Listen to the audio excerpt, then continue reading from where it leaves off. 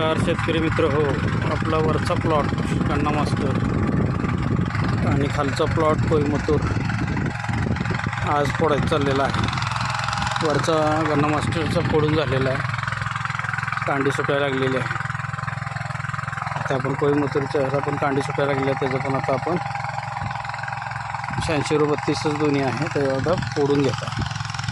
अशा पद्धतीनं कांडी सुटायला लागलेली आहे आणि आपण आता ऊस फोडून घेत आहे.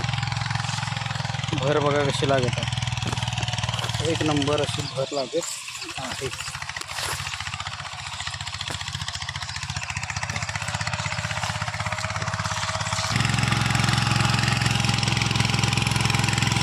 अशा पद्धतीनं माती लागत आहे.